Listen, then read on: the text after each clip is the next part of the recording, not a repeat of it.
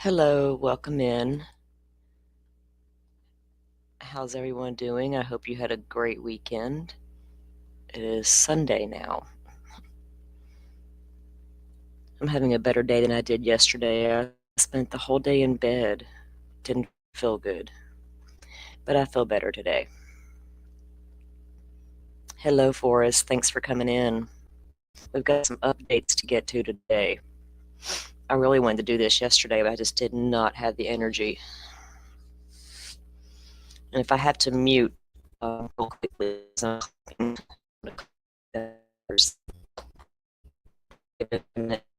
get in here. We might have Joe Schmo join us here in a bit. He's going to be hosting a live right after our live is finished. It will be very interesting. Here he is now. Hello, Mr. Joe.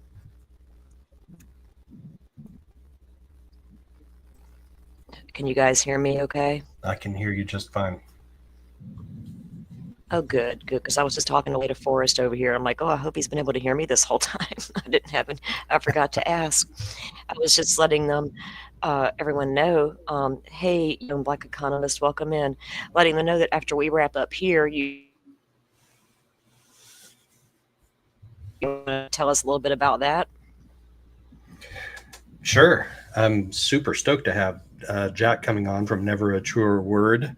Um, he has an interesting perspective on analyzing people's words instead of their body language. I mean, we already know that there are a ton of body language experts out there, but he analyzes people's words, and he calls himself the human lie detector, and breaks down what people are saying to us as opposed to what their body language is, whether it's in police interrogations, interviews, on the stand, in confessions.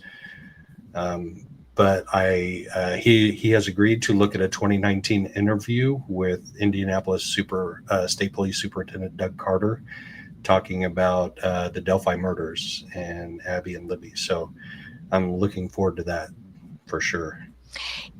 Yeah, you picked a great subject to work with there. I'm super interested in listening to that today. Yeah, 3 o'clock. I'm in StreamYard. I can't. I have no way to drop a link. Um, Joe's channel is at Joe Schmo. Go if you. Most of you probably already are subbed up over there. Like I said, he's going to do his show at 3 o'clock, so we're going to be wrapping this one up by that time, so we can get over there and enjoy that show. But for today, I have some. This week in true crime topics lined up. A lot has happened this week to get caught up on, and just a little bit of the Lori Vallow that I was going to touch on. Joe was Joe and I've done some lives this week on that. He was able to attend both the competency hearing, and then the next day there was a hearing, and he made it both of those. So she was found competent to stand trial, and then the next day they had the hearing for the status conference, and the judge did permit her to represent herself. So that's going to be an interesting trial, to say the least, as it progresses. And I think, Joe, we've talked about doing another show with Lori Vallow because pertaining to this trial with Charles, her former husband, that she's accused of conspiring to commit murder on. There's a lot of backstory there still to unpack, so I think we're going to host another show on just that topic alone because it can eat up a minute. I just wanted to give you guys the rundown on the latest in her case. And like I said, you can go over to Joe's and watch one of the last lives. He did updates from both hearings, so that was all good. Hello, all eyes. Welcome in. Welcome in. Joe, have you seen the stuff about the Delphi jurors and what they were wanting to see again? Remember when they were doing deliberations and they came out and requested to see some more materials of the evidence, and then now it's come out as to what specifically that was. We had speculation, but now we know for sure. Yeah, and I'm still trying to unpack that. I'm still trying to figure out exactly what that means, exactly what they wanted to see, because I wanted to see it too. And if I were a juror, I would have asked for the exact same things. But I'm trying to figure out how they asked for them, and that helped convince them to convict. I Yeah, don't I get it. mean, and when they they asked to see the enhanced stuff again. There's an article here I'll share and we'll read through it. It's from Fox 59. I don't know if their player has anything in it or not, but I'll show you what this says. So the jurors in the Delphi murder trials reviewed 4 key pieces of evidence while they were deliberating on the fate of Richard Allen.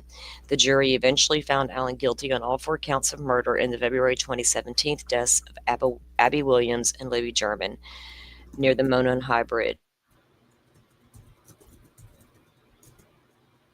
Good evidence during their deliberations on Saturday, November 9th, in the presence of Allen and his attorneys. At this time, it wasn't clear which exhibits they wanted to review. But according to court document or court orders entered into the record this week, the jury saw exhibits 207, 246, 290, and 291. Now, exhibit 207 was the enhanced audio taken from the Bridge Guy video from Libby's phone. So they didn't ask for the original, they wanted the enhanced, which none of us agreed with that enhanced stuff to begin with, but why, I don't know why they specifically wanted to see that again. And then they also asked, jurors heard audio from the video multiple times during the trial.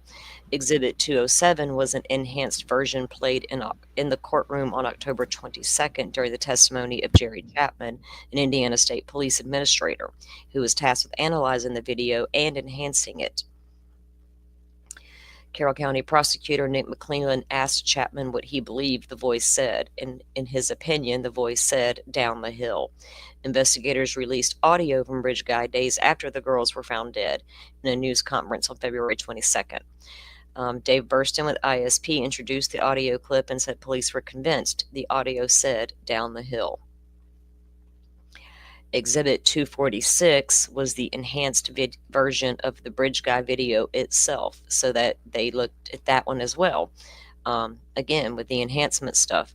Tony Liggett, a lead Delphi murderers investigator who went to become Carroll County Sheriff, went on to become the sheriff, told the court he'd watched the video hundreds of times and believed one of the girls mentioned a gun. His comment was stricken from the record, although the information also appeared in the probable cause affidavit. They never determined in that video in court that you even heard the word gun, did they?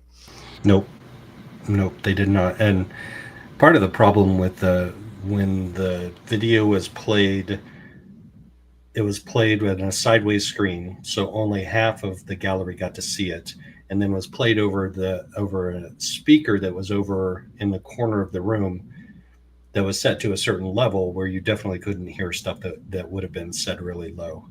So like Bob Motta said, he never heard the word gun, and he had a better view of the video than I did, but I was a little closer to the speaker. I never heard the word gun, so who knows? Yeah, I don't think anybody else ever reported that they heard that either. Well, Tony Liggett said on the stand, "Oh, I used a special set of sensitive headphones." Yeah. So if I'm in the jury, I want those exact same headphones, and I want to hear the exact same video for myself. Exactly. Let me have the headphones you use and the video that you use to come up with that. Magical headphones to go along with magical hands, I guess. Right? There's a lot of magic happening over there in Delphi, isn't it? So the version played in court had been stabilized, so it was easier to follow than the original. Imagine that. Exhibit 290. Lord, maybe I shouldn't have covered Delphi today. Exhibit 290 was video of Allen's October 13th interview with Liggett and Steve Mullen, who was the former Delphi police chief, who now works as a criminal investigator for the Carroll County Prosecutor's Office. Anybody being prosecuted or investigated out of that office better pay attention. During the interview, it dawned on Allen that police considered him a suspect in the case. Liggett and Mullen confronted him with evidence they'd gathered and asked him if he was Bridge Guy.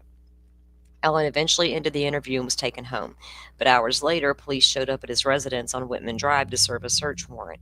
During the search, police recovered Allen's 6 Sauer P226.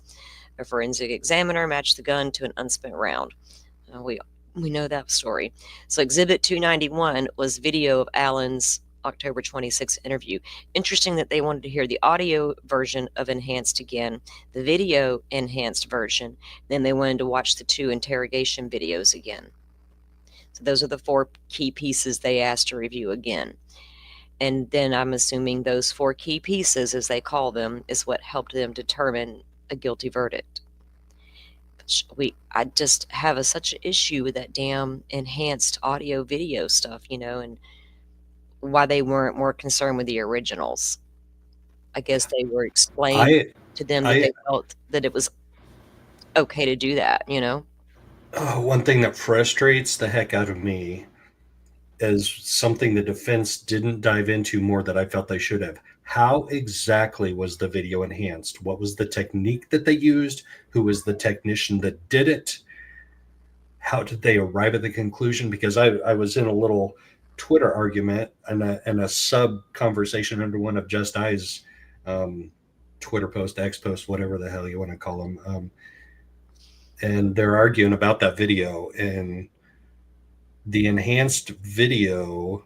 How was it enhanced? The enhanced video, according to Bob, showed Bridge Guy a lot closer to Abby than the original video. How did he get there? How did he magically appear that much closer behind Abby in a quote unquote enhanced video? When you see the Snapchat. Oh, you there? You were kind of cutting in and out, making sure it's not me.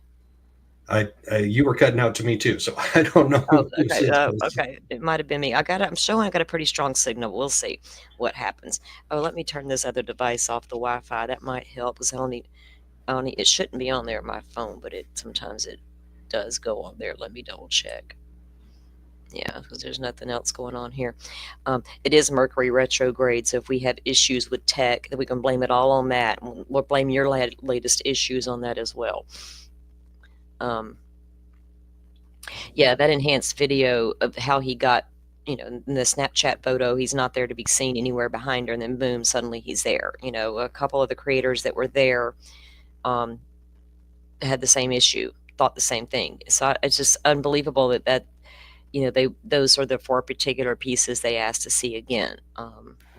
Right, that enhancement should be very scientific. There is a set of electronic signals that are produced by that audio and video, and you should be able to compare the original signals and the graphic depiction of those to the enhanced signals. I mean, it should all be very scientific, and there should be a determination, a quantification of the potential error that's available in any enhancement. Like the technician should be able to say, okay, so I enhanced these, and so it might be 75% correct. It might be 66% correct, which is nowhere near beyond a reasonable doubt, if that's what that determination is. Yeah, it's crazy. I mean, what's done is done, as far as that particular trial goes and what evidence was able to be presented and what the jury saw and didn't see. I hope that some of this can be used on appeal, especially this enhanced stuff. I mean, I've been seeing a lot of even on some other cases are you now wanting to do this kind of same thing with videos, and we have to be careful with enhancements. Enhancements are okay if you can improve lighting or sound quality.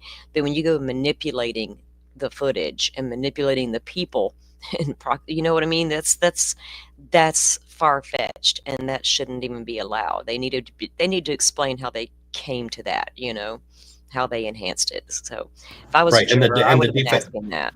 Right, and the defense's own experts should be able to take the original video and produce their own quote-unquote enhanced video and enhanced audio and be like, no, we did not arrive at the same conclusion, or yes, we did arrive at the same conclusion, but there's 25% uncertainty with this. So, it's not beyond a reasonable doubt. Right, and all the more reason, when they kicked out the FBI, the FBI probably did do things with that video, and they weren't willing to zoom somebody in, I guess, to make it look like they were closer than they were. I don't know, but you would think that, FBI, CIA, all these places have amazing stuff they can do with video. So we don't even know who they used in Delphi, or I guess the state police did this, and where did they get what did y'all use? What software did you use? Where did all these things that need to be asked that weren't asked? I think they were kind of half-ass explained, but there's still not a good enough meaning behind any of it. And if I was a juror, I really would have had a big problem with anything enhanced without you telling me how you got there or showing me how you did it, so I can be sure certain things weren't manipulated. There's a difference between enhancement and a manipulation. A big difference. Yeah, yes, but even if you enhance it for lighting or or depixelization, to me that's still manipulation of some sort, and there has to be some Yeah. quantification of uncertainty associated with that. Yeah. I mean, video is going to be what video is, depending on the camera, the angles, the lighting, all the things that can affect it as to how good anything you get. Now, I'm going to show you one in a minute that's pretty clear, but it's from an inside of a restaurant. It really depends. Like I say, everybody wanting to get, putting cameras around your property and getting these Ring cameras, make sure you're getting good ones, because we've seen how crappy some of these can be and how great some of them can be. Like, some are so clear you get really good images, and some are just not, and then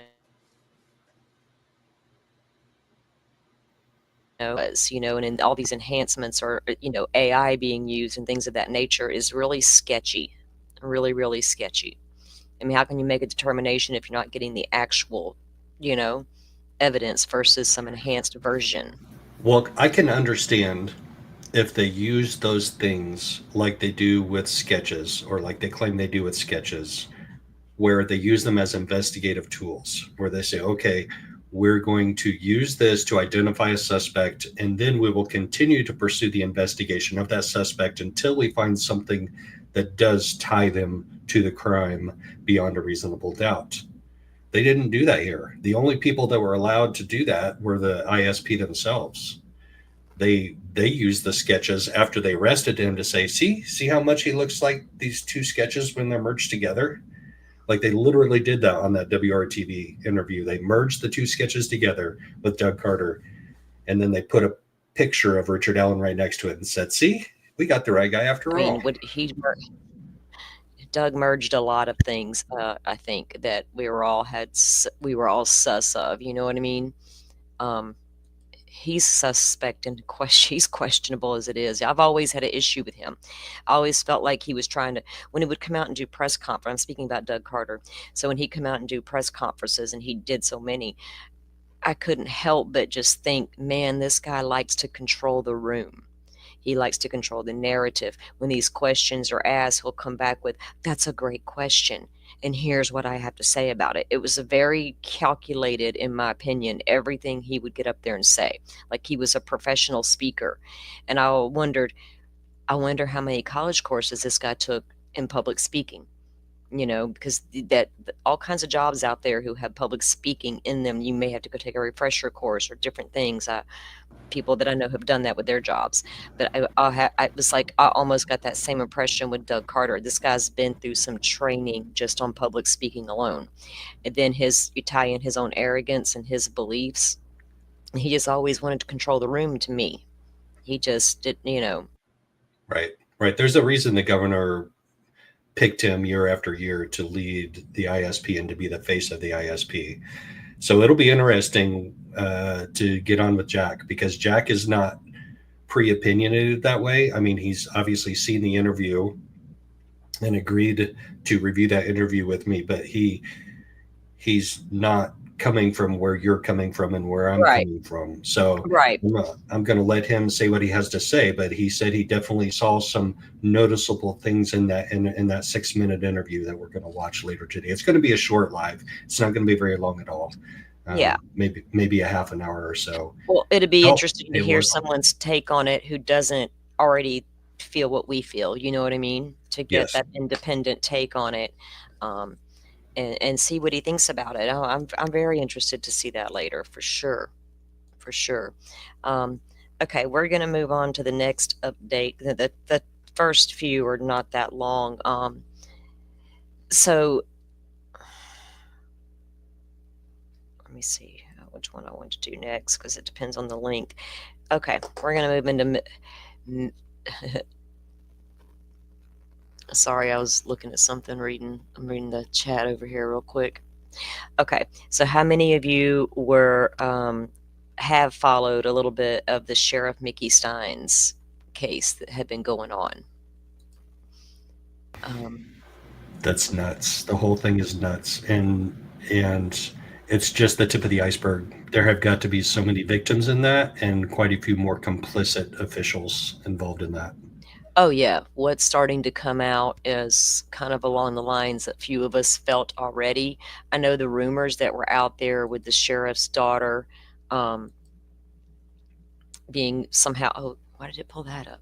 Somehow being involved with the judge or whatever. And I always felt like there was a little bit more, there's got to be more to this story. And then we knew, well, we were finding out about the civil case and the criminal case that the Sheriff Steins had been involved with, as to what his deputy did. Well, I got some information about that too. Let me fix my screens. They're not wanting to. Sorry, guys. I'll make that a little smaller so I can get it all in here. There we go. Okay.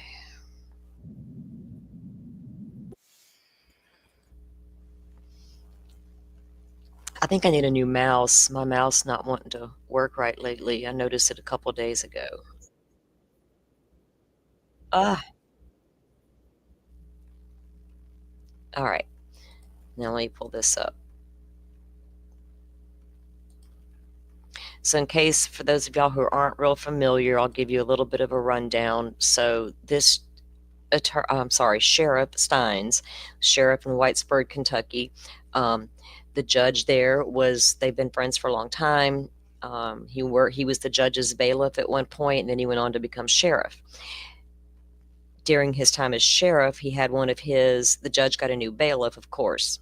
The new bailiff was involved in some trading sex for things like the girls would come out of jail and need an ankle monitor. So they would say, I can't afford the ankle monitor. Well, this particular bailiff would say, okay, I can help you with that. And then they would go into the judge's chambers, exchange favors, and they would get their problem taken care of. They're all starting to come out and be named in names. I have the documents on the criminal and civil case, but this is something that came out on News Nation. Let me present this. This was just recent. My buttons aren't wanting to. There we go. Yep, it's time for a new mouse. Okay.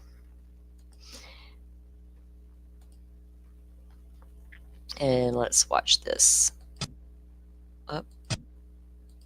See, I'm clicking play and it don't want to do it. Play. Before the United Healthcare CEO was gunned down on the streets of New York, the shooting that took our breath away was the killing of Judge Kevin Mullins right there in his own chambers. We know who fired those shots. It was on video right there. That was Sean Mickey Steins right there with the gun.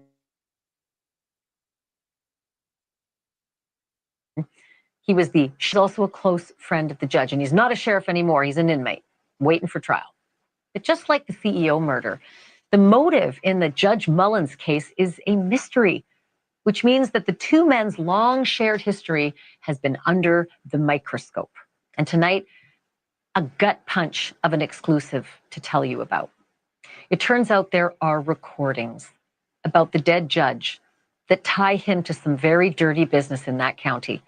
A sex for favors scandal that sent a former deputy to jail and got the sheriff, who's now facing murder, sued in federal court. News Nation investigative producer Allison Weiner uncovered these recordings, and she joins me live now. You're such a great producer. I mean, we send you out to dig this stuff up, and then I have to have you on television to report it. What kind of a recording are we talking about, Allison? Well, these are recordings from the criminal investigation into Deputy Fields, the guy that went to prison for the sex for favor scandal. And Deputy Fields was convicted of rape 3, of sodomy, and also a perjury. So the recordings are from his victim. And she subsequently has filed the civil rights lawsuit in federal court. The victim is Sabrina Atkins, and she was interviewed by police about what had happened to her when she was an inmate in Fletcher County in Whitesburg. And that's where Sheriff Stein was working, and also where Ben Fields was working. And these recordings, I was listening to them and I just sort of stopped and was like, I'm beginning to see that Sheriff Stein's life was coming apart, like sort of one thing, one block at a time. And this was not a good thing that I was listening to. And let's take a listen to it and then we can talk about it. He does have some videotapes of some stuff in the judge's chambers. What kind of stuff? Just with girls, sexual and stuff. What describe? Have you seen the video? I've seen one partly, just him having sex with girls for the able to get out of jail. Who was having sex? Ben and just some higher ups up there. Who? The judge and. You saw the video? Yeah. What did you see on the video? I mean, I've seen Judge Mullins having sex with a girl. Who was the girl? I don't know. Because I don't know a lot of people from over there. Where was it at? In his office, in the judge's chambers. Is that the same place that you were meeting Ben? Is that how you know it was the judge's chambers? And this was Judge who? Mullins. Allison, wow, that's pretty clear. That's her saying Judge Mullins was having sex with these people in his chambers, just like the other deputy. Here's the question I have, because it seemed to me that it became an open secret among female inmates that you can sleep your way out of jail because these men and these higher ups, not the ones necessarily on the screen, this is an allegation only, will have sex for these release favors. That's correct. And by the way, the Sheriff Stein denied during his deposition, which was a couple of days before the murder, that he had he had any idea that any of this was going on. But the fact is that the plaintiff in the lawsuit, again, Sabrina Atkins, said that she had heard rumors and that you could exchange sex for not having to wear your ankle bracelet. She didn't say that specifically, but for some favors. And that's exactly what ended up happening, because she couldn't afford to pay for the ankle bracelet. You have to pay for the ankle bracelet weekly. And those are the allegations in the civil lawsuit, that Sheriff Stein should have known or knew about what was happening with Ben Fields. And Sheriff Stein is the big name in that lawsuit. It's Sheriff Stein and unknown superiors and Ben Fields. So he was facing some heavy damages and the loss of his entire career based on this civil rights lawsuit. And frankly, the plaintiff's lawyers told me, Ned Pillersdorf has told me several times, because it's like they were running a brothel out of that courtroom. Unbelievable. Well, I feel like it's just the tip of the iceberg, because there's still a lot more to connect Stein's allegedly murdering the judge based on what the judge maybe would have said to bring Stein's more into this picture. So you're invited back, anytime, just knock on the door and you're on. Allison Weiner, great. Thanks for watching. Go to. Wow. Kelt, so if you're speaking about the camera in the judge's chamber, that apparently was installed after the allegations were made in the criminal case. And you heard them mention the name Ben Fields in that piece. That is the bailiff who worked for the judge, who was criminal charges were filed against him by Sabrina Atkins. And she was giving deposition, and then he admitted to what he was doing in the judge's chambers, and he's already been convicted. So now what she had told authorities is starting to come out, but we also know that literally days before the shooting of the judge, Nikki Steins did go in and give a deposition in the civil case. His attorney has now come out and said that whatever happened during that deposition is part of what happened to when the day he shot the judge. So there was something there in coming out, in my opinion, that I think the sheriff was learning more about and had questions for the judge. We'll have to see how it all plays out. But the judge in the town is not the innocent man that people were trying to portray him as being. I'm not saying what the sheriff did was not justifiable in any means whatsoever. But there it goes back to the defense argument, about what do they call it there? This just lost me, where something significant happened and he lost his mind for a minute and he went in there and shot the judge. Temporary insanity. Well, no, it's not what they call it in Kentucky, where I got it pulled up. It can be like heat of the moment type thing. Yeah, it's a specific law Right. that they use in Kentucky. Like we have stand our ground in Florida. You come in my house, things go sideways, I'll harm you. I'm justified because you were in my home, and Well, that's Indiana has one that's similar, and I'm not sure what they call it, but it's like heat of the moment, where if you walk in and you find your wife in bed with another man and you have your gun on you and you kill them both right there, then you have a defense against being charged for murder. But if you have to walk out of your bedroom and go to the closet and get your gun, and then you have to load it, or you have to go and get ammo and load it and come back a minute, 2 minutes, 5 minutes later, you've had a chance to cool down. And so that doesn't apply anymore. Yeah, it'd be interesting to see how that works in this case, because he left the luncheon they were at where things were apparently a little heated, and then he returns to the judge's office, and then he goes in and they have their conversations, and then things went on. So I don't know if there was things coming out about the judge he was finding out, and they were having, maybe he knew the whole time, and they're like, hey, you're not going to throw me under the bus kind of situation.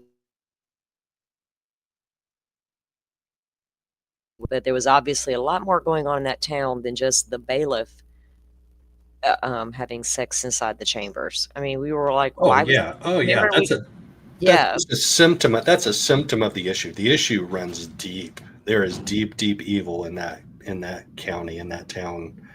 Deep evil.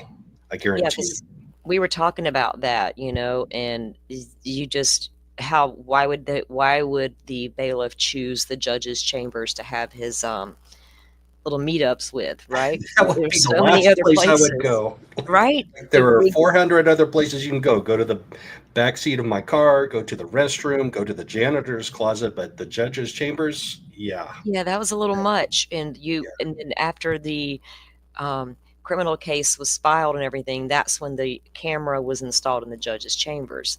And so there's a lot still to unpack there as more comes out. It'll be very interesting because I do have the documents from where she filed the criminal case and the civil suit, but that's really what it's about, is how this bailiff would like she had told him, I don't have enough money to pay for the ankle monitor, and she didn't want to go back to jail.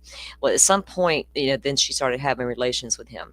At some point, she was in another county and got arrested and did not want to be transferred back to Letcher County. And that's when she came clean and began to tell what was happening over there in Letcher County. And so I don't know if there will be others that come forward to join her, or if it will just end with her there, or how they're going to proceed. But we're definitely going to keep our eye on that situation. Are you talking about this case there? Yeah. Well, I've got the documents and everything, but they're, like I said, the criminal case was already decided, and then the civil case was about suing the sheriff. But you know what? He was never named in these documents as being the one who was partaking in those activities, I guess you could say. Hold on one second. Sorry. You're all right. When you were having mouse problems, I almost jumped in to fill in the gap, but then my granddaughter went by my door screaming at the top of her lungs. So I'm like, we're better off in the silence. we're better off with me having my mic muted right now.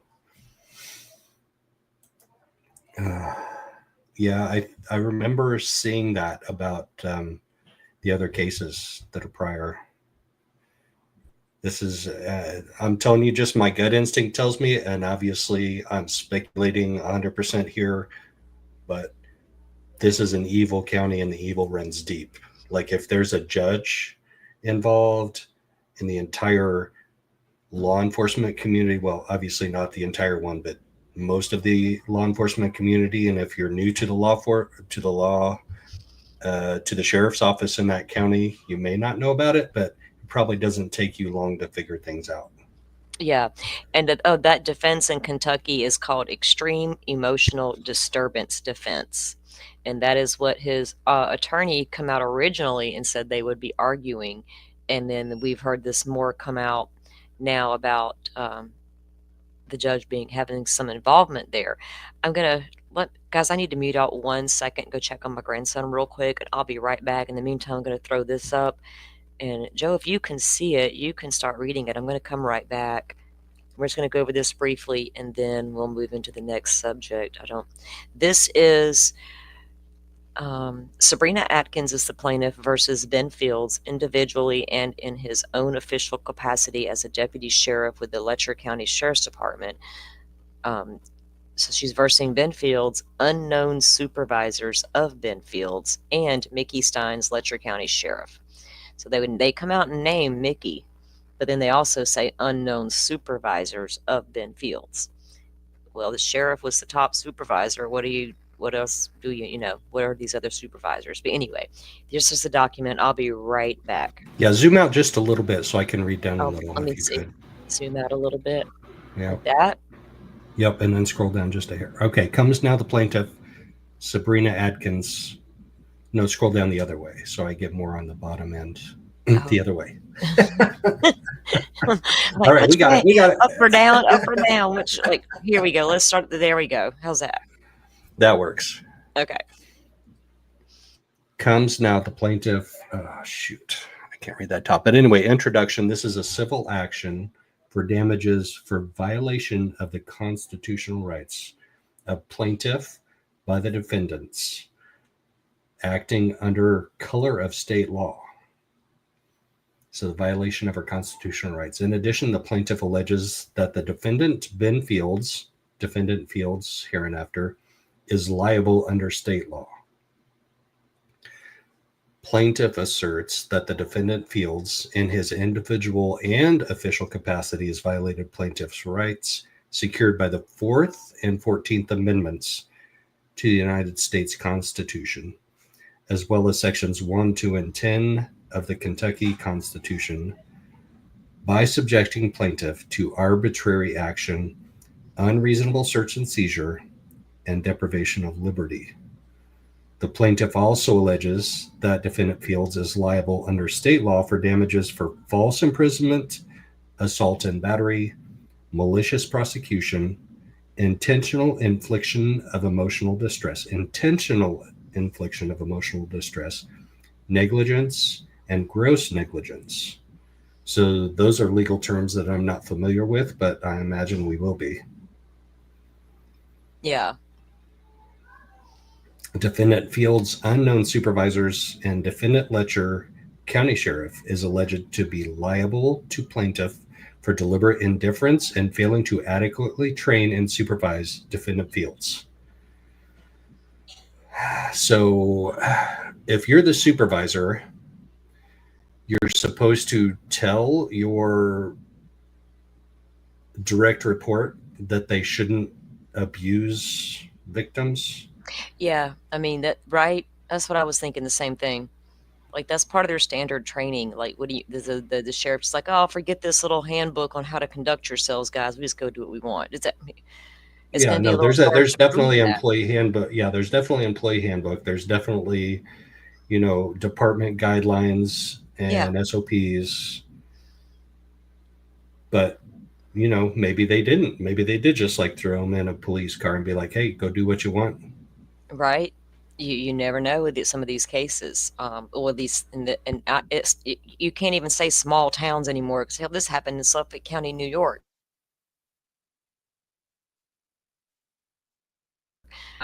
It took so long to catch Rex Heuermann. That wasn't tiny, small town, rural America, at all. But it happens in all areas but this is another small town one, and it runs a little deeper sometimes, I think, because there's not as many people and they're all so close knit, harder to break down that wall as compared to it took years over in Suffolk County for things to change.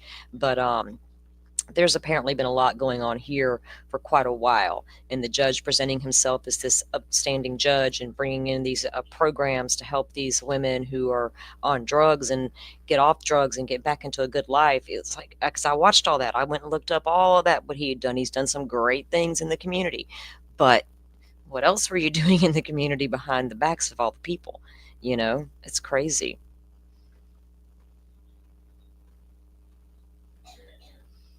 Yeah, that what all was going on in the LAPD back in the day is crazy, and that's a large department, and it was a hot mess for a very long time over there, wasn't it? Um, a lot of bad things were going down over there. Um, so they're going to talk about the jurisdiction, the venue. Really, I wanted you guys to hear the gist of what the civil case was about. And the parties are the residents. The plaintiff is a resident of Pike County, Kentucky, so she doesn't even live in Letcher County. Defendant Fields was at all times relevant to this complaint, acting as a Letcher County deputy sheriff. Defendant Fields is sued in his official capacity on the declaratory relief of damages claims and in his individual capacity as to all claims set forth herein.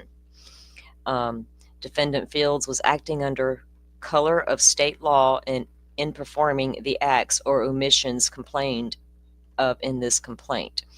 Now, the judge was never officially named in these documents, but she sure named them in the interviews that she conducted. I'm speaking about the plaintiff here. So that this kind of explains what had happened. All proceedings, okay. The plaintiff was arrested in Letcher County in April of 2021. From April of 21 through June of 21, plaintiff was incarcerated at the Letcher County Jail. In early June of 21, plaintiff was released from Letcher County Jail and placed on home incarceration. Defendant Fields, a deputy sheriff of the Letcher County Sheriff's Department, was assigned to be plaintiff's home incarceration officer. After she was released, the plaintiff had a difficult time finding housing and accommodations in Letcher County.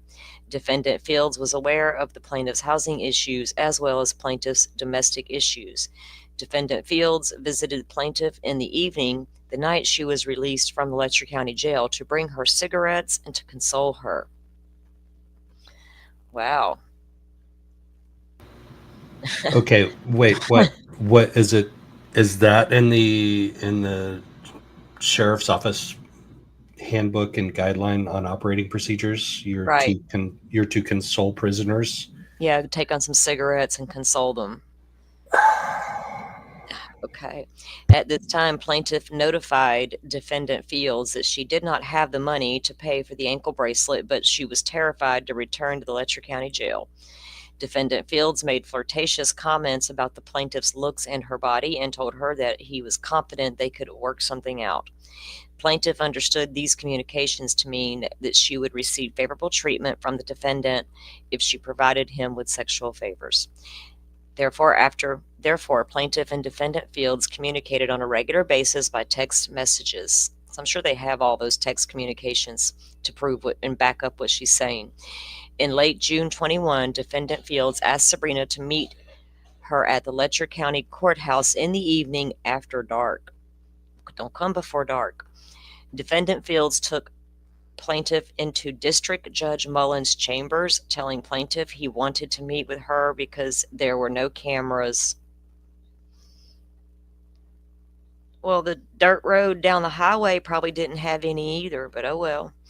At this time, defendant Fields took off plaintiff's ankle monitor and told her that she would not have to pay the associated fees any longer, but could remain out on home incarceration. The criminal case wasn't dismissed, hon. Detective Fields actually pled out on that. He pled guilty. This is like straight out of a 1970s B movie. I know. It really, really is. I keep getting visions of the night the lights went out in Georgia in my head every time I see this case. Yeah, starring Joe Don Baker. I'm not saying that. I'm not saying that. So he. Let me get where I was at. I read that part. Between late June and December of 21, defendant Fields met the plaintiff at the Letcher County Courthouse in the evening or early morning hours approximately 6 times. During these meetings, defendant Fields' behavior escalated from flirtatious comments to forcible kissing to oral sex to intercourse with the plaintiff, all of which occurred at the Letcher County Courthouse after hours in Judge Mullins' chambers. Plaintiff was coerced and compelled to comply with Defendant Fields' advances, given Defendant Fields' position of power, and because she could not afford to pay for the ankle monitor, and did not want to return to the Letcher County Jail. Plaintiff did not consent to the sexual abuse. These meetings typically occur the night before plaintiff had a court appearance, and Defendant Fields would put plaintiff's ankle monitor back on and otherwise fix it so that she would appear compliant with her home incarceration the following day. Well, if they can match all that up, you know what I mean? Right. With the timeline. Yeah, so nasty. Mm-hmm. So you can't, I knew the judge had to be complicit in that stuff when I read this a month or so ago. Yeah. Because he doesn't walk into his chambers in the morning and go, what the hell happened in here last night? He knows what happened in there last night. That was a small office too. Yes, people having sex in that. You're going to smell it. You're going to hear. Yes. Things are going to be knocked around. Nasty. So gross. Yeah. I mean, don't even get. Hey, Kel. Be safe. Be safe. Yes, we'll get that tree and be safe. Yep, drive safe, Kelt. I always loved listening to streams when I was driving, though. But then I'm like, I want to comment. I got to get to a red light or stop sign or just pull the hell over. But,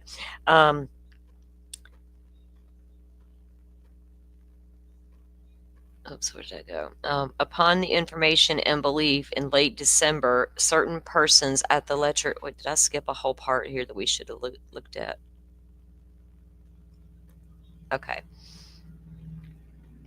Yes, she was coerced and compelled to comply with defendant's advances given his position of power, and because she could not afford to pay for the ankle monitor and did not want to return to jail. We read that. Okay. Upon information. Wait. Hold on 1 second before you go on. She couldn't afford the ankle monitor and she didn't want to go back to jail. Right. So granted, she is a total victim in this. And the deputy is a total piece of trash. But I would rather go back to jail than be forced to have sex with the deputy. Like, take me back. So I think there's more to it than that. I mean, granted that this is the plaintiff's motion, this is the victim's motion, and her attorneys wrote it. But it has to be more than that. I don't think she had the option. Hey, you either have sex with me or you go back to jail, because she might have gone back to jail maybe instead. Well, yeah, it says if she was truly offered that opportunity. Well, she met with him 6 times, so she kind of knew what was happening. You know what I mean? I'm still not blaming her at all. Like, maybe she just did not want to go back to jail, and that was her only option to stay out. It still shouldn't have happened, and it still shouldn't be occurring in the judge's chambers. But she had 6 times. Maybe she felt like she couldn't say anything, right? He's the bailiff. This is the judge's office. That's what I'm saying. Anyone ain't going to believe me, right? Yeah. Okay. Yep. Yeah, there is more than one victim. You're right. We just don't know how many yet or how many more will end up coming forward during this.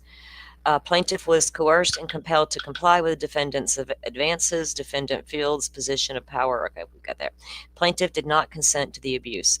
These meetings would typically occur at night before her next court appearance. Okay, we did get to all that. Okay. Upon information and belief, Defendant Fields became aware of the information contained in the preceding paragraph. In late December of 2021, Defendant Fields stopped communicating with plaintiff by text message or otherwise. Upon information and belief, in early January 22, Defendant Fields filed a complaint against the plaintiff, claiming she was not complying with the terms of her home incarceration. Oh. Upon information and belief, this complaint was filed maliciously by Defendant Fields in an effort to punish the plaintiff and an attempt to save his own job and reputation. Plaintiff was arrested on January 26th of 2022 in Pike County. Plaintiff is terrified that she will be transferred to the Letcher County Jail, where, upon information and belief, Defendant Fields' wife is employed as an officer. So you got Defendant Fields is the bailiff for the judge, and his wife is also an officer in Letcher County. Yeah, this woman didn't want to go back to Letcher County Jail. Wow. I wonder what his wife is thinking now about her husband. Well, I wonder what she was thinking then. Right? If this is known Where you throughout going the at night, department- baby? Where you Yeah. going tonight? Exactly. We live in small town America. There ain't nothing to do here. Where are you going at night? Do people just not ask that question of their spouses anymore? We're supposed to be blindly trusting. Okay, you're stepping out for the night. Good. See you later, hon. Be careful. Excuse me. Where are you going? Be safe. You know, all the things. It's weird when things come up and like the other couples, like, well, I didn't even know they were doing all that. Did y'all know a lot of stuff they weren't doing? So she's employed as an officer, and where upon information and belief Defendant Fields was previously employed. Plaintiff has serious concerns for her safety and welfare if she were to be transferred to the Letcher County Jail. Upon information and belief, where other women who Defendant Fields has similarly abused. Upon information and belief, the Letcher County Sheriff and unknown supervisors of Defendant Fields failed to adequately train and supervise Defendant Fields. Upon information and belief, the Letcher County Sheriff knew or should have known that Defendant Fields was sexually abusing females, including plaintiff, in his charge. Well, the judge might have should have known too. Upon information and belief, the Letcher County Sheriff did not reasonably respond to reports or suspicious of sexual abuse portrayal. Now, if Fields was the one in control of that ankle monitor, the whole business there, and he was taking them off, he's manipulating everything at that point. And not just getting the sex for the exchange of doing it, but you got to take those devices off, fix it so it's not alarming because she's no longer wearing it. And then you're putting it back on the day before court, and you're making adjustments to make it look like she's had it on the whole time and complied. That's crazy. That shouldn't be so easy to manipulate. And there should be, like, you know how if you go to the hospital and you're in the hospital and you're going to get a blood transfusion, you got two nurses standing there, both reading off the same thing. One reads it, and the second, their checks and balances to make sure we got this right. So what is there, nobody checking in on the bailiff to make sure I don't know. There's like the secretary somewhere. I mean, what's going on here? That you could just, I guess with a tiny jail like that in a small town, it's easier to get away with stuff like that than it is in a bigger area. It's easier to get away with it until you don't, because everybody in that town knows about it and is either ignoring it or is participating in it. I mean, and I don't mean everybody 100%. I mean, like everybody who's anybody who would have had, yeah. Who is familiar with anybody involved in it, whether it's from the victim's standpoint and the victim's side. She's telling her friends about it. Mm-hmm. And the prosecutor there in Letcher County, Judge Mullins, is his ex-brother-in-law. So he recused himself from prosecuting. Yes. The prosecutor in Letcher County is Judge Mullins' ex-brother-in-law. So his children are nieces and nephews of the judge. They always got along beautifully. Even though him and his wife are divorced, he still was friendly with the judge.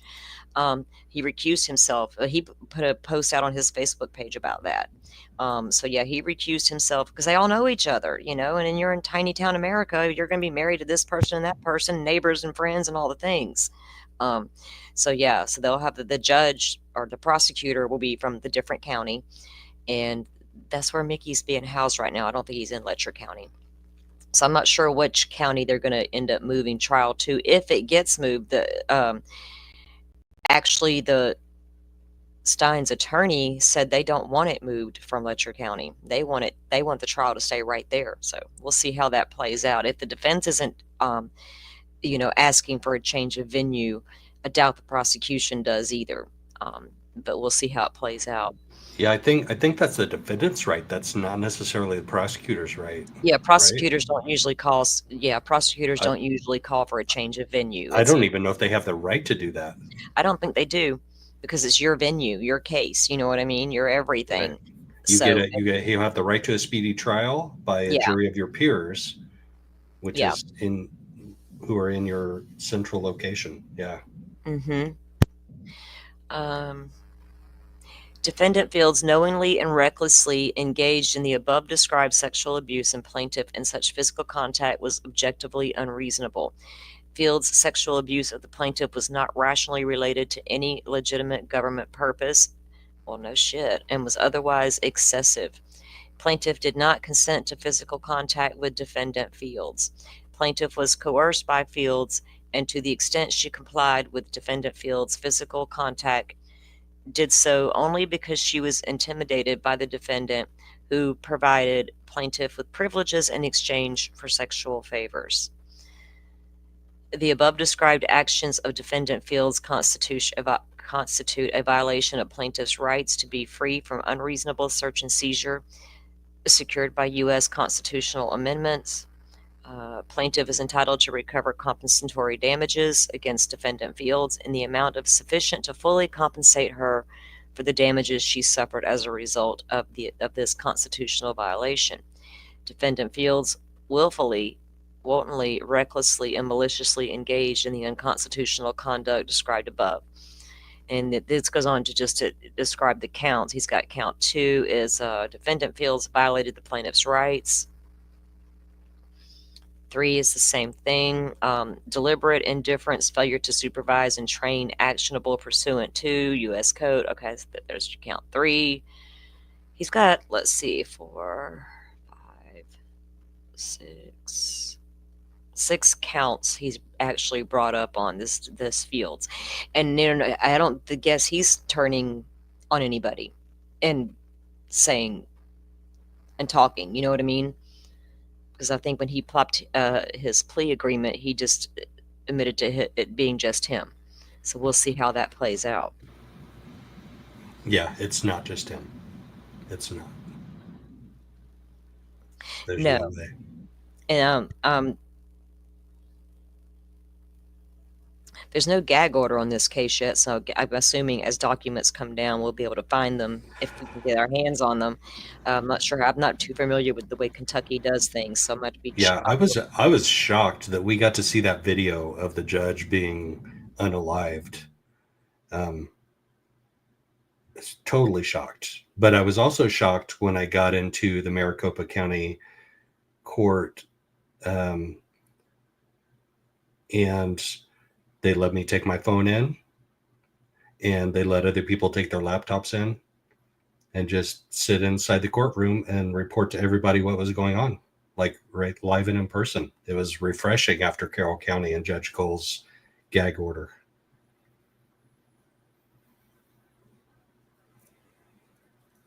So hopefully we'll be kept up to speed on this.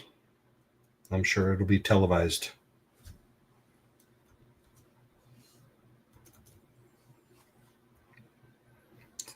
Salty, you're muted. Oh, Did you? Yeah. No. Like I could be lucky if I get my mouse to unclick it once I do mute it. I've really got to get a new one this week. I started noticing it the other day. I was like, is it just me? Am I not doing this right? No, it's actually the mouse itself. Is $14 at Walmart. You know me, I'd be loving my cheap shit at the Walmart. I'll go in there and steal my son's off his laptop. Don't think I won't. He'll be like, what happened to my mouse? I'm like, you never use it. I need a left-handed mouse, though, because I am left-handed, and my right shoulder stays so jacked up anymore. It really irritates it to use this mouse on my right arm, so I've been moving it to the left side of my desk, and my grandson came in to play a game on the computer. He's like, what is up with this? It goes over here. I'm like, you're not left-handed. It goes over, put it back where you had it. But I do need to get a left-handed one because it'll be much easier. So does that mean you actually use your left hand as a mouse? If I can use both. Like I can use both hands, but I would prefer using my left hand. And plus the way my shoulder feels, I don't want to aggravate it all the time. And yeah, so I want to. That's funny. I'm left-handed too, but I have always used my right hand to operate the mouse, always, and I don't know why. Really, I always find myself picking it up and moving it to the left side, like that's where I want it. But I'm so used to using my right hand, I'd probably get myself confused. I'm like, what the hell? And when I bat, like in softball or when I golf right-handed and I bat right-handed. Me too. Isn't that odd? It Well, is. we're the only ones in our right mind. So Right. my grandfather, one of my children are left-handed, and my grandfather was left-handed, but he told me stories about how he was forced to use his right hand when he was growing up. He was not allowed to use that left hand. Like, it wasn't Yeah. normal. Like, so Yeah. I'm abnormal, and I would have been, strung up during the Salem witch trials. I would have been the witch, which Right. I'm Yeah. not Back gonna at deny, in Catholic school, we would have had our left hand slapped and been forced to write with our right hands. isn't that crazy? That was the first discrimination in this country, was to left-handed people. That wasn't cool. Okay. Well, They even make water fountains for right-handed people. If you go to like a public water fountain, oh yeah, you have to use your right hand to turn that thing on. everything Such a is meant struggle. for a right-handed Yeah. person. Like, don't sit next to me at the table. If it was my left arm, I'll probably pop you up. Butter knives are made for right-handed people. Like when you go to butter your bread, It's you have to funny. switch it You over to sit the it- other side. And when you're trying to write at school, people walk by and bump your left arm because it's hanging off your desk and mess up the whole paper. Oh, come on, man. Okay. Okay. Enough about left-handed struggles, right? Right. Okay.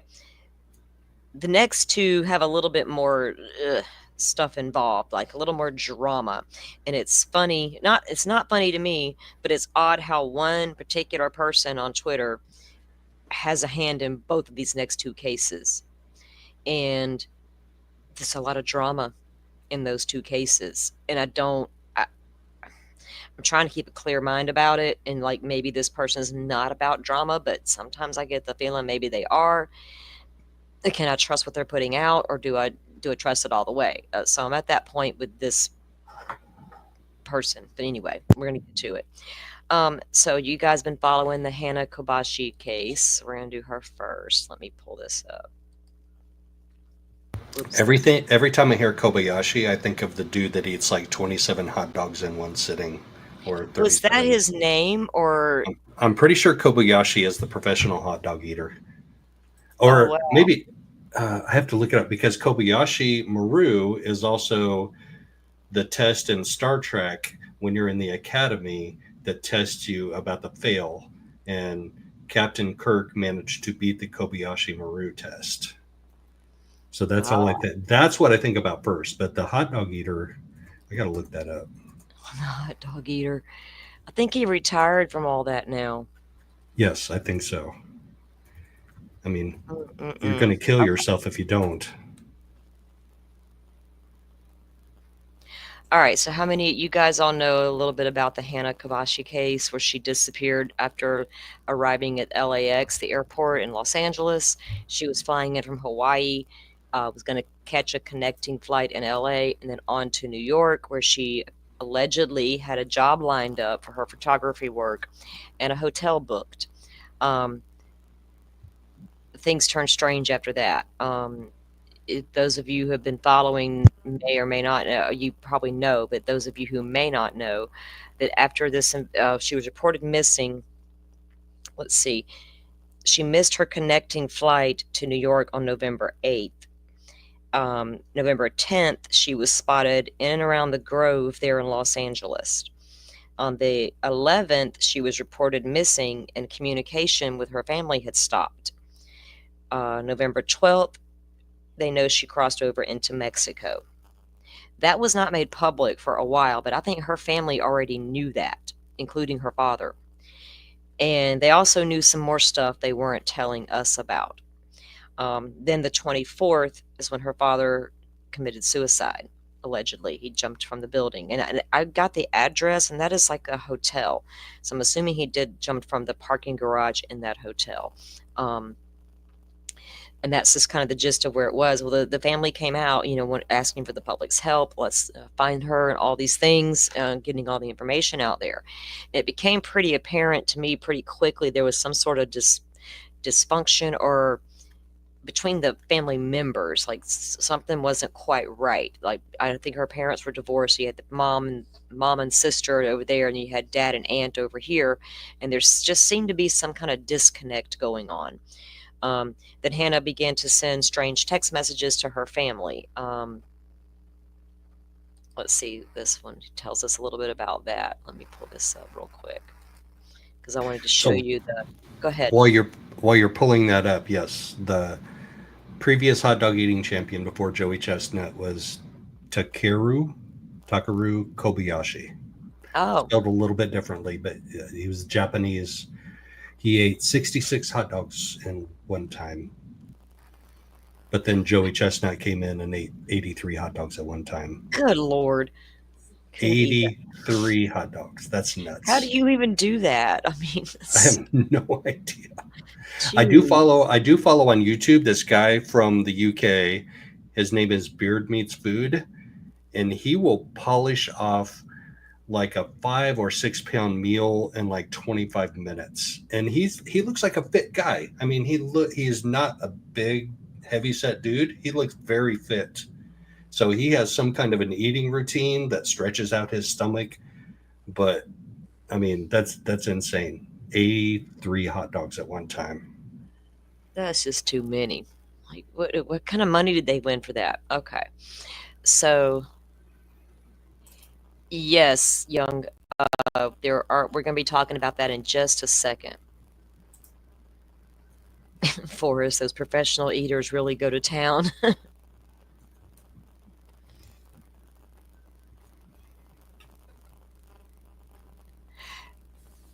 I'm right there with you, Young Black Economist. I'm kind of, when I started to feel there was like a disconnect with the family members and something was going on more because I was seeing tweets about things going on that were more than being put out in public, and I just kind of backed away a little bit too and been watched from afar. And yeah, lately there's just been a lot happening there. So the family held a rally in Los Angeles during her when she went missing around the crypto arena. But I wanted to get down here to the text messaging part. FBI is assisting the LAPD in the investigation. Kobashi was traveling from Maui, Hawaii to New York and had a connecting flight at Los Angeles International Airport. Her sister, Sydney, told CNN on Monday she had the same itinerary as an ex-boyfriend, and the pair decided to keep their flights since they couldn't get a refund, but would be going their separate ways once they landed at JFK International Airport. Kobashi was going to spend time in New York with her aunt. Well, see, her aunt did live there, but she allegedly had a job lined up, is why she was going there. November 11th was the last day anyone heard from her. Text messages from Kobashi in the lead up to her disappearance did not sound like her. That was according to her family. She used words like hun, love, and babe, her sister said. I personally don't think that was my sister, Sydney said. She doesn't use the word hun, love, or babe, but never hun. Even her close friends have said the same thing. Okay. So I'm trying to get to where the messages were actually. Okay, here's one of them. The last day she was seen or heard from, it was on the 11th. Her mother texted her asking whether she made it to New York. Kobashi responded to her sister and said she also sent messages to a friend saying she didn't feel safe and that someone was trying to steal her identity and funds, according to the screenshots her sister sent to CNN. She also went on to message them, and it said, deep hackers wiped my identity, stole all my funds, and have had me on a mind fuck since Friday. That was a message to one of her friends. Another message said, I got tricked pretty much into giving away all my funds, followed by one saying, for someone I thought I loved. On Friday, Los Angeles Police Department Missing Persons Unit made a poster. Okay, so going back to that part right there, it's saying that someone stole her funds. So what wasn't out there yet was the fact that Hannah was married.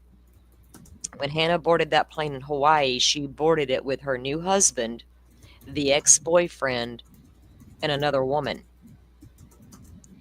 And so there is allegedly a green card scam that was happening with them. Let me find that. Let's see. know what's this one. Is this his article? Okay. And we got some tweets we can look at here in a little bit, but this one is okay, so whoa. Okay.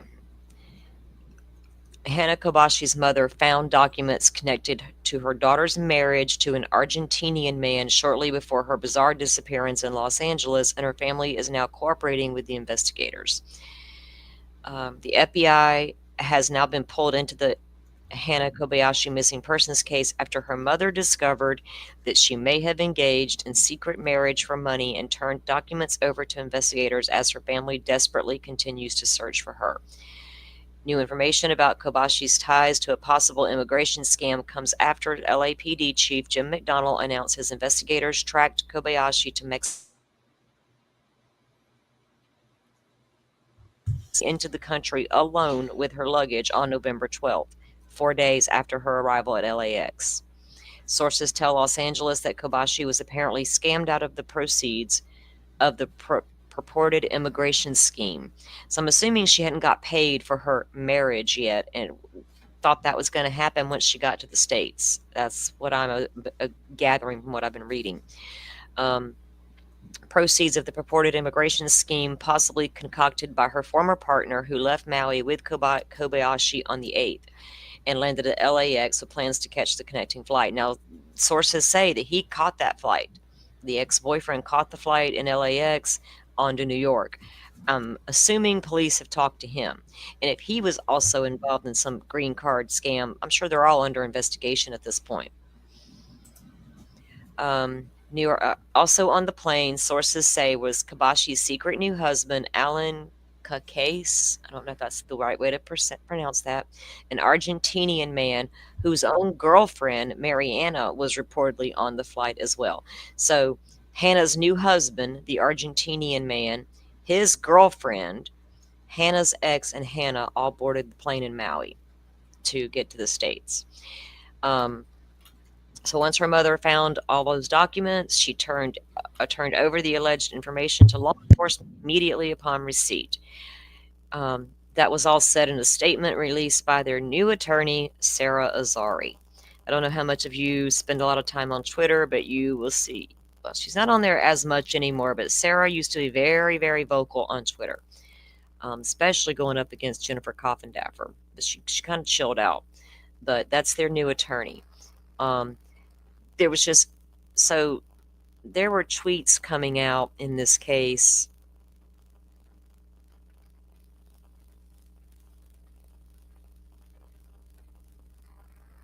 Let's see, let me pull up this, get off there.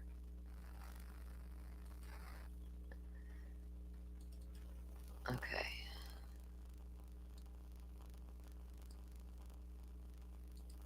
Now, I don't know how many of you follow the Twitter account SF Investigates, but he was down there searching for Hannah.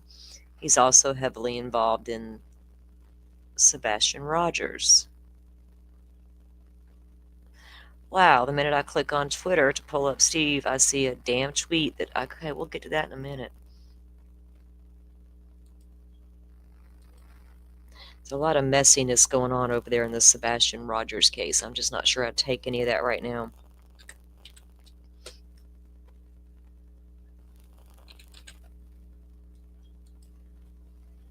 Oh.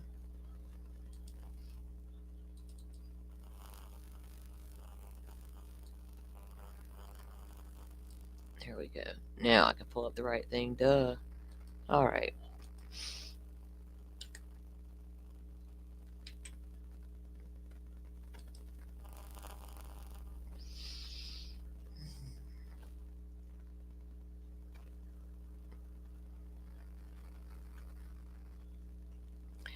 All right, December 4th was his last tweet on the case. Let me get this up there. He had backed off the case. He went voluntarily down there, or he lives in LA, I guess. So he voluntarily helped set out to search. Started turning up things that led him to believe she took off on her own. And when he began to make those posts on Twitter, the family was like, no, no, no, no. And there's even some communication between him and the family. And that's why I kind of like, these people, I'm not so sure. The biggest question for him is, when did the family of Hana Kobayashi learn that she boarded a November 12th bus to San Ysidro? Although the post is now deleted, November 14th, the family and RAD, which is a Facebook group, alerted searchers to be on high alert for areas that include San Ysidro, am I saying that right, and Tijuana. Considering Hannah's social media mentioned she wanted to go to the Redwoods, it's surprising that that was not on the list. But San Ysidro and Mexico were. Remember, this is a post was just 2 days after she boarded the bus. Yesterday, LAPD told us they were in daily contact with the family and said they were transparent with the family.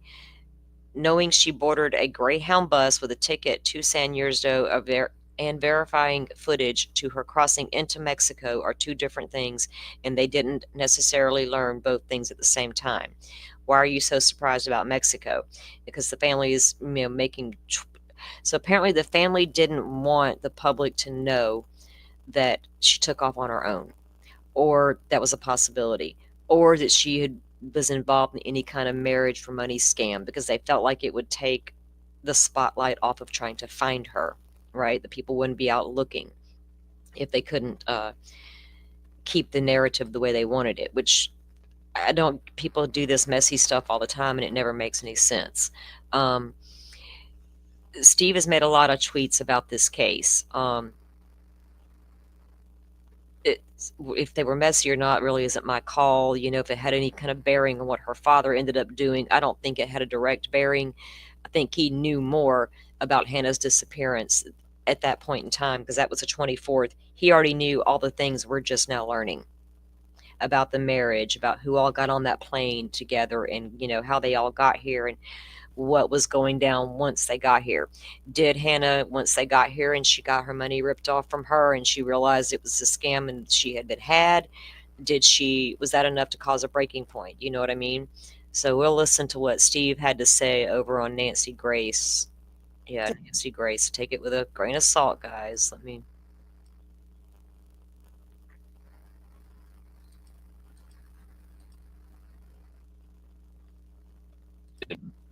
Oops, let me get it off pause. Sorry. Okay, we'll go back. The reason that people are so confused is we've gotten some misinformation, like what they just mentioned about the 11th, about them having surveillance of her getting off at crypto.com, not looking well. They've refused to show that footage, the family has, to anybody, including those of us that were searching. And then we find out just hours later at 6 a.m. on the 12th, she shows up at Union Station looking healthy, hair's washed, wearing clean clothes. She got her suitcase with her. So, we were told she was drugged and this person was manipulating her. So I think there's, a lot of misinformation going around. Okay, I need you to be blunt, Steve Fisher. If you come on Crime Stories, Sure. We don't partake in niceties. When you say misinformation, just call it what it is. What are you talking about? What misinformation? Because if I saw my husband, my daughter, my son wandering around LA with a bag, showing up at Union Station, showing up at Crypto Arena, wandering through the Grove, sending me odd texts about how she's being controlled and someone's taken all her money, I would be really worried that someone was either controlling her, that had some sort of a mental breakdown, that someone had given them drugs. But you're telling me it's misinformation. So there's a bigger piece on that. Actually, people are so confused. Could you guys even hear that okay? It wasn't very loud to me coming off Twitter like that. Let me see here. Let me get to my...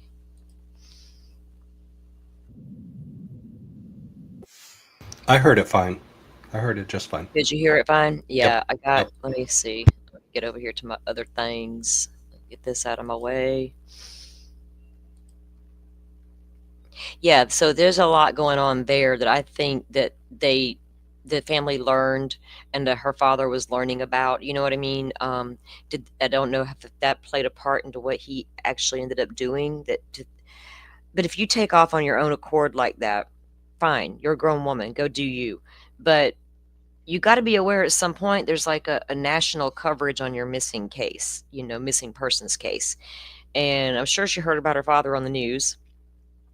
Why did she not reach out to someone and say, hey, I'm okay? Or reach out to him and say, Dad, I'm fine. Y'all just leave me alone. I need to go do this and this or whatever. So it's not very, then I have to go back and wonder what kind of emotional issues was she having to the point where, I'm mad, I'm hurt, I'm angry, all my money got stole, they all lied to me, and now I'm just going to go here. I don't know. And then apparently something has happened since then where the mother and sister have stopped having contact with the aunt. And the aunt was coming on the news with the dad all the time. We'd seen a couple of that pieces from that. So let me pull this back up because this is better. Okay. This is a piece that he apparently went on Fox 11. I'd rather watch this than Nancy Grace anyway. Okay, we'll watch this part, and then we'll move on to our last subject before we go out of here. Woman reported missing here in LA, now believed to be in Mexico. Tonight there are reports of a secret marriage that could be a scam. Fox 11's Laura Diaz spoke to the man helping get answers to all of this. Laura's live with information on a case that's captivated the world. This is quite the development, Laura. Yes, it is, Christine. You'll recall, of course, that Hannah was supposed to change planes at LAX after flying in from Hawaii. After an exhaustive search, the LAPD traced her to Mexico. And now we talk to a new expert who says he knows more about her circumstances and her whereabouts.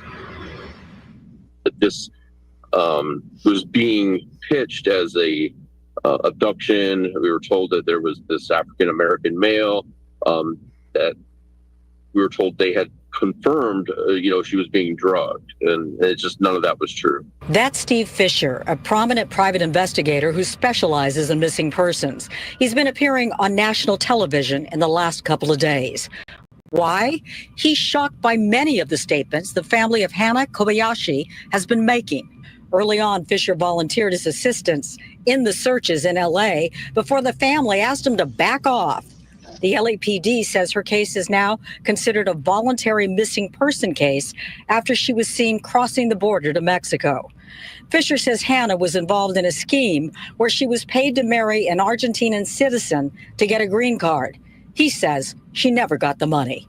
I learned that she had actually married a guy from Argentina in a marriage for money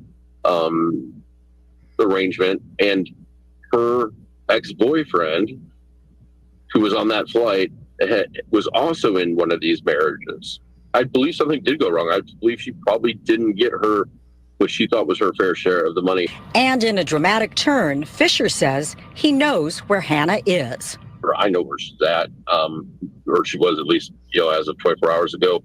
It's not that hard. Call off this public search. People are now going into Mexico. Somebody's going to get hurt. Fisher also has thoughts about Hannah's dad, who was part of the search party and tragically took his own life, not far from LAX a couple of weeks ago. But then we find out days later he takes his life. Whether those are intertwined, whether it's he found out about this marriage thing and felt a sense of shame, or whether there's some deep, dark secret that is ready to come out, I don't know. But Hannah's family refutes the marriage for money scheme. In a public post, they said here, we want to stress that the family has not publicly announced any information regarding an alleged marriage because we do not have the facts or the necessary documents to verify the legitimacy of this. So this saga continues, but as you mentioned off the top, Christine and Alex, it is the case that has riveted people wanting to know why this young woman who was supposedly on her way to New York after a brief layover at LAX went missing. We continue to monitor this story, and as we get more information, we'll bring it to you. I'm Laura.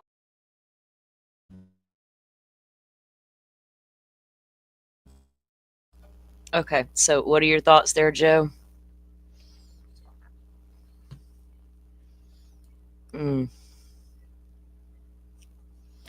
That guy sitting there on camera saying, "I know where she was." Who was that anyway? Was that her dad? That's Steve. No, that's Steve Fisher, the investigator from Twitter. Okay.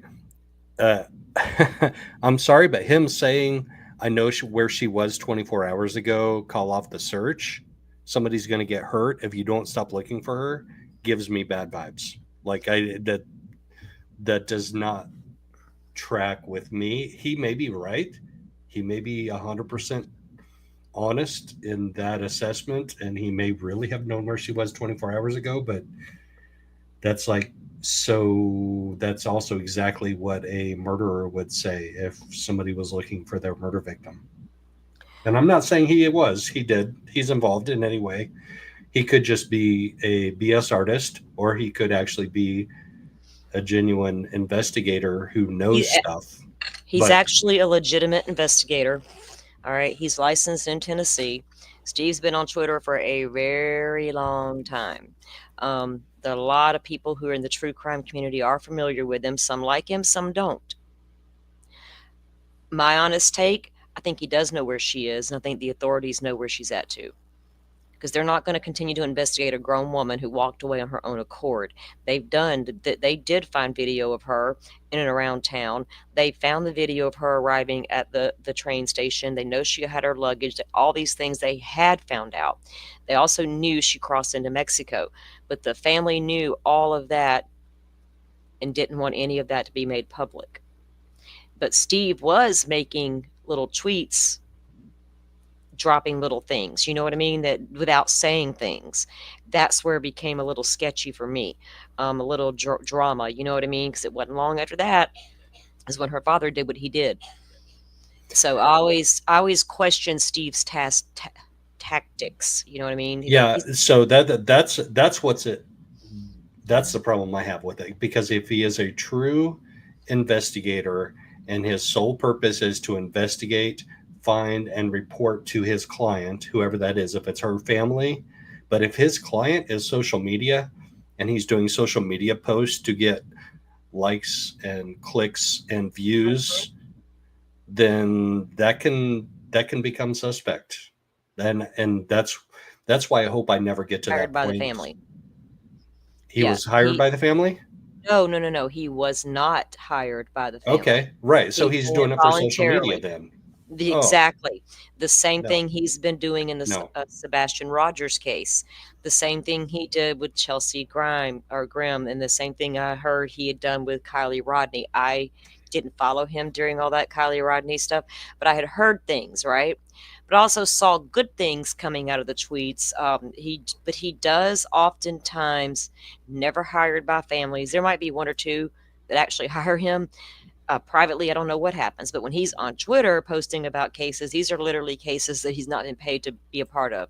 He just went out and decided I'm a part of it. And he gets real messy, and he doesn't care that he's real messy. And I saw that through the Sebastian Rogers case, and I'm still seeing it. Like right now, he literally has his hands in two of the biggest cases in true crime. And he's not holding back with them on his tweets or anything. It's crazy. So that is the latest with the Hannah Kobayashi stuff. I do think that when Steve started looking into it, he was finding out things that well, now they're true. Because I didn't know if they were true at first when he would make his little tweets here and there. But I still don't care for his tactics and things like that.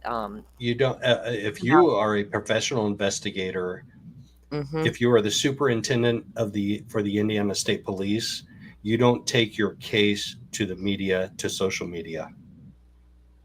That's not how you operate. You take your case to the people that need to know the information that you have, and that's not the world. That's not me. That's not you. That's not YouTube. That's not Twitter. We don't need to know that information unless you're just looking for clicks and likes. You take it to the investigators. You take it to the family. You take it to whoever can help the situation. You don't take it to social media. I'm sorry. No, you're right. And that's the problem a lot of times with these cases. Things do end up for mistake. All right, I got to jump off here. I got to do a couple of things before I start my live with Jack. I got to get some Yeah, things go in ahead. line. We're going to look over a few things in this Sebastian Rogers case that have come out that are really interesting. And it ties back to Steve a little bit here. And then we're going to wrap things up so we can come over and join your live here in just a little bit. Appreciate that very much. I'll see you all All in a right. little bit. All right. Thanks for coming up. I'll see you soon. All right, guys. So I do want to pull up a significant tweet that Steve showed earlier that really caught my interest. Because there was a couple of things that some of us had theories when Sebastian, I don't know how many of you followed the Sebastian Rogers case. He went missing back in February. He's been gone for 9 months, almost 10 months, excuse me. Yesterday would have been his 16th birthday. And they haven't found him, of course, to this day. There's been a lot of speculation out there as to what happened to him. I have followed all of it. I know all the accusations against Katie and her husband, Chris. I know all the allegations towards Seth. I don't know that either of these parents did anything, but there's some drama. But look at this latest tweet that Steve did. I guess after he bailed out of the Hannah Kobashi case, he went right back to Tennessee. So while searching for Sebastian Rogers the last 4 days, we have discovered several of these natural vertical cave shafts. These would be virtually impossible to see at night, walking into the woods, and easy to accidentally walk into during the day. We continue to clear them as we find them. Now, that's the kind of thing we've been wanting to see people get out there and do. See how deep that looks? So deep.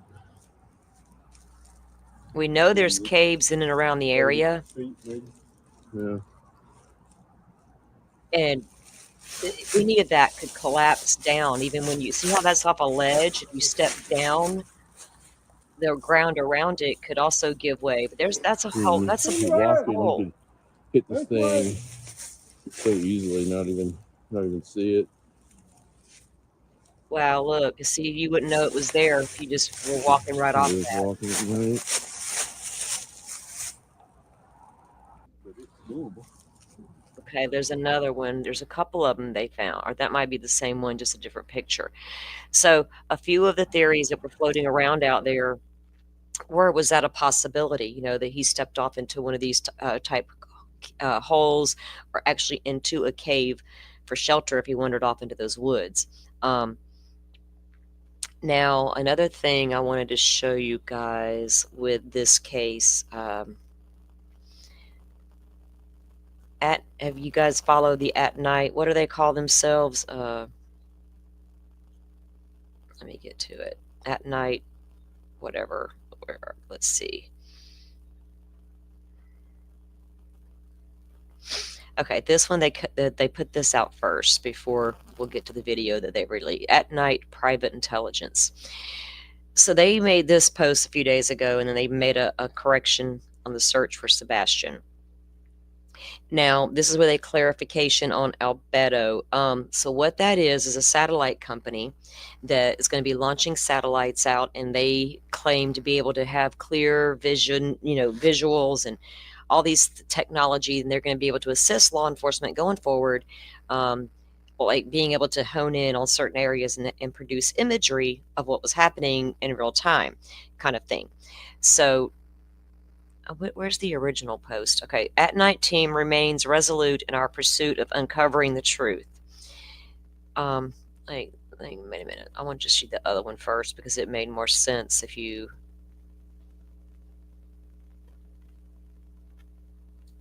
Look at it first. Oops. Get off my screen, craziness. What is actually happening? Okay. Let me start it over. They released a statement saying that they were working with a company called Albedo, and that they had produced these Where'd he go? Here we go. I knew I had saved it. All right. So this one was a post they made. A public update on the finding of Sebastian Wayne Drake Rogers. This was December 3rd. The team at Night Private Intelligence is dedicated to finding answers about the disappearance of 15-year-old Sebastian Wayne Rogers. We want to share some recent progress in this investigation. On December 2nd, thanks to our work with experts in the field, At Night received very clear satellite photos from our friends at Albedo Technology and other intelligence imagery providers who are experienced in taking pictures from space. These satellites take extremely clear pictures, which help us look closely at specific areas. We can spot cars, objects, and people clearly, see patterns in how things move or happen in important areas. Use these images alongside of other tools like some home security cameras or other car dash cams and things of that nature. So they claimed that they already had clear images from this company. Right now, we are focusing on Hartsville, Pike, and Enoch Way, important areas linked to the time right before Sebastian disappeared. We are trying to find any clues or evidence there. We are particularly interested in identifying some vehicles that show up in the satellite pictures. Okay, they don't have any satellite imagery from this company. And they had to come out and backtrack after that because the company literally hasn't put one satellite into space yet. Correction. So here we go with their little correction statement. This is updated the next day. The At Night, in our previous update, we inadvertently misrepresented the role of Albedo Technology to clarify. At Albedo is set to launch in February. While we are engaged in discussion with their partners, we intend to utilize their high-resolution imagery during Phase 4 of our investigation. Currently, we're in Phase 2. What? The kid's been gone for almost 10 months. You're going through phases now? I don't understand.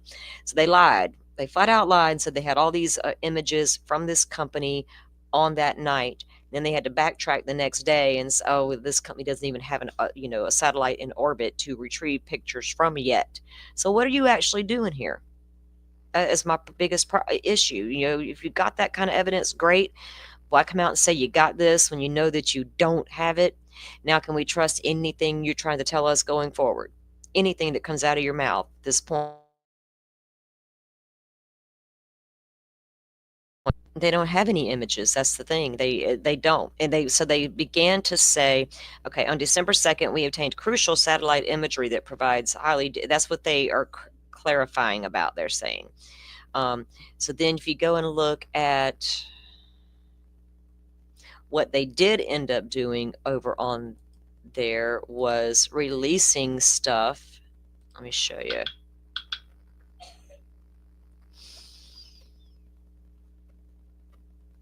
Okay, so I don't know if you guys are familiar with the one they're calling Green Hoodie Guy. They claim that he had some sort of interaction. They obtained the video footage from the Texas Roadhouse. We can see Katie and Sebastian inside the restaurant eating. We can see when they leave the restaurant. And at night, Private Intelligence was coming out telling everybody there's a Green Hoodie Guy. He has some interaction with Katie. Then they come out and said that let me just read you what he says here. I'll show you the little video we're talking about. Let me get my button to work. It's so sensitive right now. Okay. Now, here's some of the drama. To combat misinformation spread by SF Investigates. Remember, we were just talking about him a second ago. We're releasing this footage earlier than anticipated due to circumstances of Mr. Fisher's reckless misinformation campaign. We ask everyone across the country to remain vigilant. If you see someone who matches the description of Sebastian Wayne Drake Rogers, do not hesitate. Call 911 immediately. What I've advised people to do, if they think they see that boy, call your local authorities. Tell them who you are and tell them what you think you see and who you think it is. They'll come in and handle it from there. If you call TBI, What are you going to do? Wait for a week or 3 days for a response? You going to call Dog and let him know? We're going to call Nick at Night dude and let him know? No, I'm calling my local law enforcement agency who knows my area completely well and can jump on this and then relay the information to wherever it's needed. So I don't understand people, big deal. I would not call that. I've heard people say they've called the TBI line to see how it goes, and you can have, leave a recording and all these things happen. Just call your local authorities first and foremost and tell them everything you know and let them handle it. It's the best advice I could give somebody. So they're combating misinformation, and they're going after Steve Fisher because FS Investigate is pretty much posting the opposite of what these guys are posting. And I honestly believe SF over these guys right now. Because they have released this footage trying to tell everybody that this hoodie guy, now I don't know if you guys can see it. I don't know if I can make it any bigger. There we go. Now there's a door opening right here under where it says StreamYard. That's the door leading out. And you're about to see a guy come out in a yellow jacket. And behind him is going to be Sebastian and Katie. This car here is Katie's. You're going to see Sebastian come right here to this passenger's door in just a second. There's Sebastian there. So this guy in the yellow, they're calling him Yellow Jacket on Twitter. He just walked out in front of them and went on about his business. And now you see Katie is there going toward her vehicle, and there's Sebastian. This is the last known sightings of Sebastian.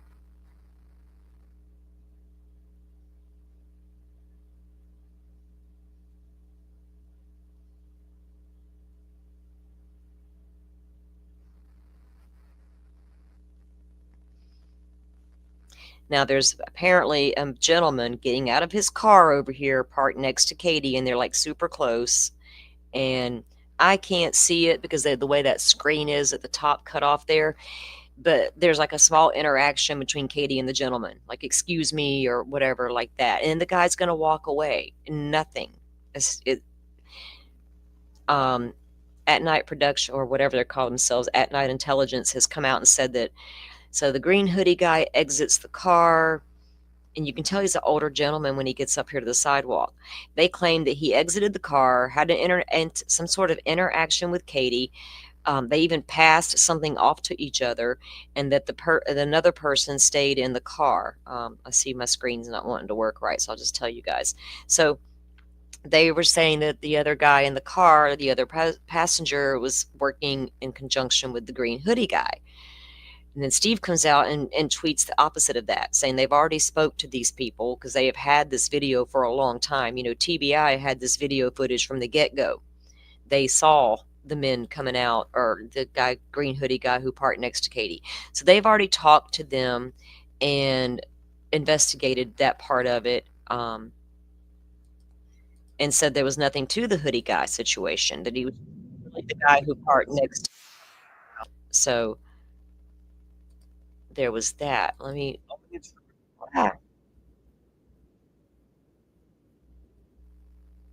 I'm going to pull up the video now that shows the two of them leaving or inside the restaurant. And I didn't see anything going on inside that restaurant.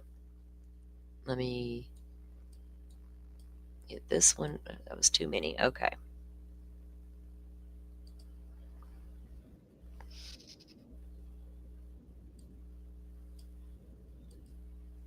Okay, let's watch this.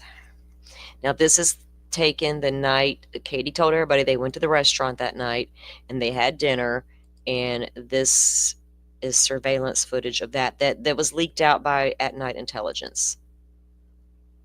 Get it to play. There we go. It's not roll out. There's really no vocals at all. But Katie and Sebastian are right there having their dinner. And there's literally nothing out of the ordinary that I've seen on this video. I've seen the whole beginning to end where they walk in, they're seated. She interacts with Sebastian, he interacts with her. They end up looking at something on the phone at the same time. They're eating, and literally nothing about it appeared out of the ordinary. I've looked around at all the individuals in the background, was anybody watching them and things like that, and I didn't see anything out of the ordinary going down here, except for a mom and her child having dinner.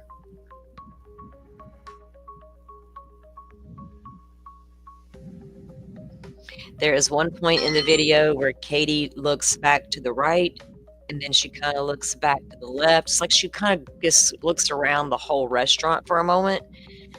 And I thought about that, and I thought, well, you know, I do that. Like I've done that. Like even if I could be in the middle of my meal and just stop and kind of look around, look at my surroundings for a minute. I got a habit of doing that kind of thing. So I don't know if she was just doing that or something caught her attention and she just looked around the room for a minute, but she looks at both sides of the room. Other than that, there was nothing else I could see that caused any red flags. You know, I looked at the booths near them and the other people. Was there, like, even a stranger abduction could have been following them? You know, I know you don't ever know, especially with this case. I don't cover Sebastian a lot because of all the drama that was involved, and it became creator versus creator fighting and all that, you know. And I've been watching what these guys have been doing for a little while now, this at night or whatever they are, investigations, and Dog the Bounty Hunter's tweets, the lawsuits and stuff like that were going on. It was like, none of that's going to bring this boy back. Just a bunch of adults arguing over who's going to find him, and nobody's found him yet. So now we are 10 months in nearly. The foliage is disappearing off all the trees. The vegetation is going to get thin. Hunting season is coming up. And so if you go back and look at the video, like SF posted, in the sinkholes and the cave holes, those are real possibilities. You know, Elizabeth Smart was gone for 9 months before she was found live and well. We've had other cases where children have fallen. Oops, sorry, let me get this off of you know, falling down the wells and things like that. So I always had to wonder, was that a possibility with Sebastian? Did he leave the house on his own that night and go out the door for some reason? We had heard that he's into the cats, and there was a neighbor with a cat that he loved. Did he hear that cat outside the window that night and decide to go out and feed it or something and chased it? I don't know. You know, I've had a hard time getting to Katie did something, because I feel like she was investigated thoroughly, and if she did pull something like that off, man, she did it without leaving a trace of evidence anywhere, right? She outsmarted all the law enforcement. Then I know that people out there assume that Seth did it, you know, was in on a secret kidnapping and he's got the boy stashed away somewhere. I find that hard to believe too, because at some point he's got to make communication with whoever's got his kid. I'm sure TBI has been watching that as well.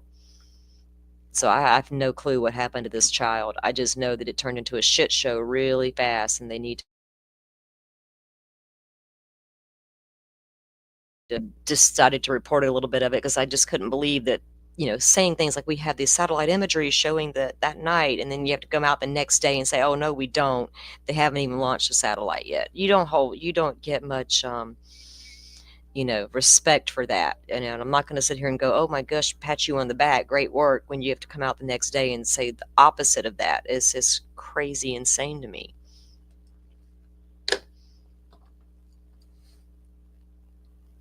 And Hannah Kobashi, if you're listening, man, just text people and tell them you're okay and quit trying to find you. Just stay safe, girl. It's a crazy world out there. You never know who you're going to get hooked up with. And if she was willing to go get hooked up in a marriage for money kind of ordeal, I'd have been like, I need my money before I marry somebody. Like, that's how I would roll. I want the money first, and then I'll do it. And then I'll want to turn around and sign divorce papers. Can we do it like that? All right, guys. Well, I'm going to let you guys get off of here. We got like 10 more minutes before Joe goes live. I'll be over there modding for him. It should be an interesting conversation. You guys share that out, because it's going to be discussing one of our favorite people, or not so favorite people, Doug Carter. The guy gives me the creeps. But anyway, I'm interested to hear what they have to say about it. So I'm going to go over there and get ready to join that. Again, thank you guys for coming in.